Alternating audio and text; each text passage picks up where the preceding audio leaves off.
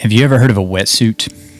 What about a day called Wetsuit Appreciation Day? If you haven't, that's fine. Neither had I, so don't feel bad. But I learned this from a Navy SEAL. So Navy SEALs go to BUDS, which is basically just an absolute brutal training program designed to basically literally make you quit. So those who don't quit end up being SEALs. Anyways, so there's this test at BUDS where the troops are asked to float in the ocean for hours. I'm not sure how long, but it's grueling. The waves are hitting them, they're tired, they're exhausted, and there's a bell waiting nearby so that if they ring it, then they've given up. So one of these days before the exercise, the commanding officer, not sure on the position title, but the officer says that today's going to be Wetsuit Appreciation Day. So how are we going to suddenly appreciate this wetsuit, you ask? By not having it. For the duration of this exercise, you'll be doing this without a wetsuit, the future SEALs are told. Now, I myself have never worn a wetsuit, but from what I understand, it's essentially there to help make you more comfortable, warm you, all these things. So you might be asking yourself, how does not having this wetsuit cause me to appreciate it? Well, it's the same thing that 50 Cent, i.e. Curtis Jackson, said when he said that joy would not feel good if it wasn't for pain.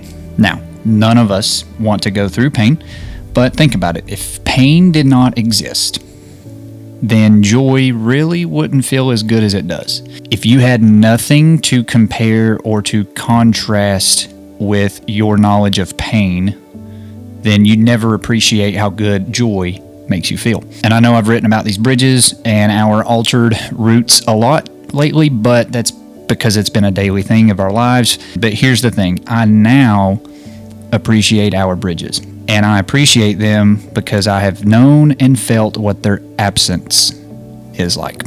So I no longer take them for granted like I used to because I've lived without them for so long. I now appreciate how vital and important they are for us.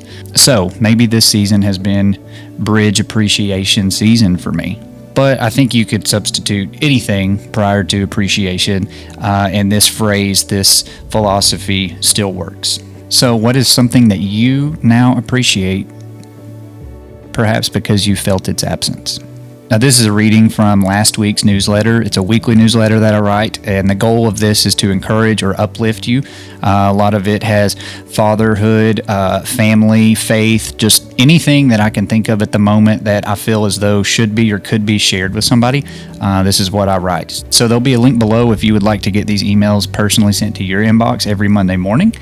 And I would also really appreciate it if you can think of someone that may enjoy reading this or listening to this. Send it to them. And like I said, my goal is to uplift and encourage people. So the more people that I can do that to, the better. And with that said, be sure to check your inbox tomorrow when the new email comes out. It's about my daughter who evidently speaks German, and I didn't know about that.